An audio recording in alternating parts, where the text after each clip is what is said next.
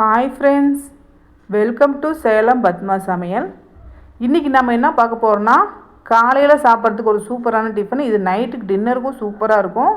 இந்த அரிசியை மட்டும் கழுவி வச்சுட்டோம்னா ஒரு 10 நிமிஷத்தில் இந்த உப்புமா நல்லா பூ மாதிரி உதிராக சூப்பர் டேஸ்ட்டாக. அதே மாதிரி இது சட்னி சாம்பாரோடு வச்சு சாப்பிடும்போது செம்ம டேஸ்ட்டாக இருக்கும். வெறுமனே கூட சாப்பிட்லாம், அவ்வளோ நல்லாயிருக்கும். வாங்க வீடியோக்குள்ளே போகலாம். அதுக்கு முன்னாடி நம்ம சேனலை இப்போ தான் புதுசாக பார்க்குறீங்கன்னா சப்ஸ்கிரைப் பண்ணிக்கோங்க. பக்கத்தில் இருக்கிற பெல் பட்டனையும் கிளிக் பண்ணிக்கோங்க.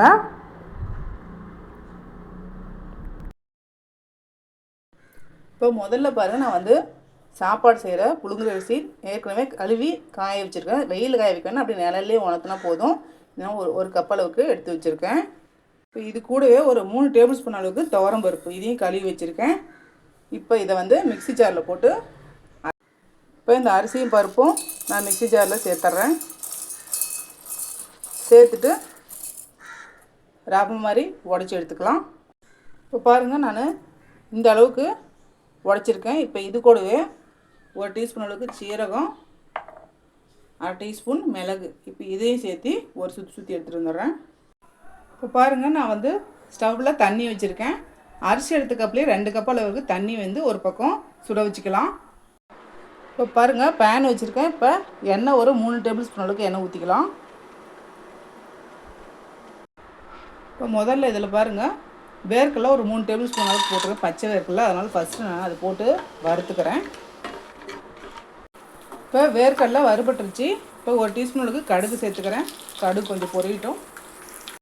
இதில் 1 டேபிள் ஸ்பூன் கடலைப்பருப்பு, 1 டேபிள் ஸ்பூன் உளுத்தம் பருப்பு, இதை சேர்த்துடலாம். இது கொஞ்சம் செவக்கணும். இப்போ பாருங்கள், இது செவந்துருச்சு. நான் பச்சை மிளகாய், கொஞ்சமாக இஞ்சி, 2 காஞ்ச மிளகாய், கொஞ்சம் கருவேப்பிலை வச்சுட்டு அதை சேர்த்துக்கிறேன்.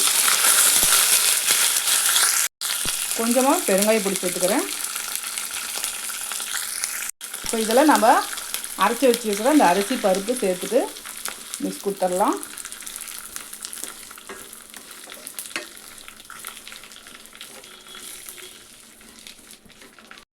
இப்போ ஒரு 2 நிமிஷம் பாருங்கள், நான் வறுத்துட்டேன். இப்போ இதுக்கு தேவையான அளவுக்கு உப்பு சேர்த்துக்கலாம்.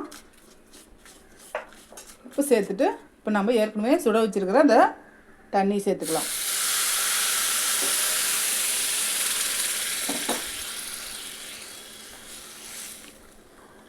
கலந்து கொடுத்துட்டு நீங்கள் உப்பு செக் பண்ணிக்கோங்க.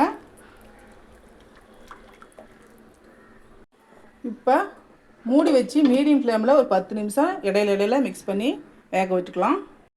இப்போ ஓப்பன் பண்ணிக்கலாம். பாருங்கள், நல்லா சாஃப்டாக நல்லா வெந்துருச்சு. இப்போ இதுக்கு மேலே நான் ஒரு 3 டேபிள் ஸ்பூன் அளவுக்கு தேங்காய் துருவல் வச்சுருக்கேன், அதை சேர்த்துக்கலாம். அப்புறம் கொஞ்சமாக மல்லி இலை சேர்த்துட்டு ஸ்டவ் ஆஃப் பண்ணிடலாம்.